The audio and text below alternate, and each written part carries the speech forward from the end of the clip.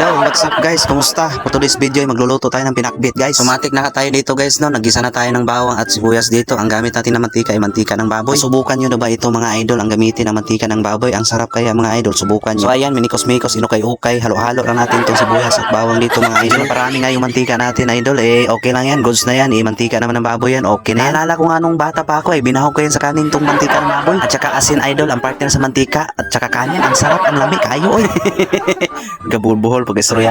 Nilagyan ko na ng liig ng manok dito guys. Dahil nakapalit ako dito kanina sa palengke mga idol ng liig sa manok. Liig sa manok sinubak natin dito. Tapos pinachap ko lang ng katamtaman mga idol. Igisa lang natin to ng mga 2 taon mga idol para lumabas ang tunay na ugali at sarap nito. 2 taon. Napakadugay naman yun insan.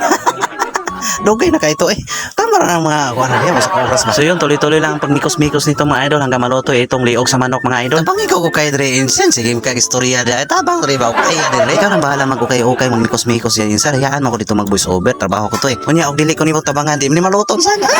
Anak ng tipaklong kaya mo yan insan. Ay kay okay lang. Ayan no. Sige halo ka lang ng halo kay sunod natin mga gulay natin ng mga gulay kasi pagpasensyahan niyo mga idol ha. Singit ng singit to si Insin ko sa akin pag-voice over. Kayo ba guys, anong ulam niyo ngayong araw? Pwede niyo ba i-share yan dito sa akin? Tara, let's go. Share tayo ng ulam guys. Tara, ilagay niyo yan sa sa comment section.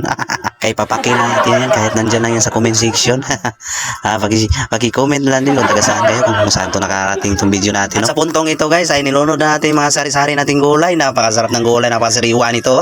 Napakalami ng gulay. Uy, lami kaayo mga idol. Ang paboritong gulay ba? Kahit gulay araw-araw, payag na ako. Okay. Alam nyo naman mga idol na super vitamins itong gulay sa ating katawan. Lalo na sa mga bata. Kailangan pakainin nyo ng gulay. Kailangan nyo sanayin yung mga anak ninyo sa pagpapakain ng gulay. Dahil ang gulay napaka-healthy sa katawan. Maglagay na nga tayo ng magic sarap dito idol no. Para ma-magic yung sarap. Tsaka yung tuyo. Lagyan natin ng tuyo syempre.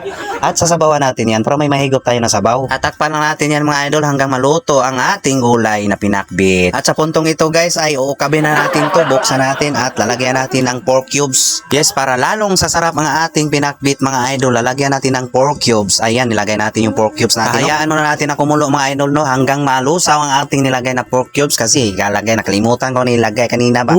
Kalami. Uy, ang sarap nito guys. Taob na ng bahaw nito mamaya mga idol. Hindi na naman papasailuin at papatawarin ang bahaw nito mga idol. Napakalami ng ulam natin ngayong araw. Naglalagay pala ako dito ng kunting asin mga idol dahil medyo tabang man ng kunti ba. Asinan natin ng kunti. Yung tuyo kasi na nilagay natin ay kunti lang kasi pampakulay lang yung sa ating pinakbit mga idol. At sa puntong ito mga idol ay okay na nga iri mga idol. Ready to eat na to. Hanggang dito na lang ating video mga idol. Salamat sa inyong panonood. Mukhaon sa aming kalami. Oy, bye-bye! Thank you for watching.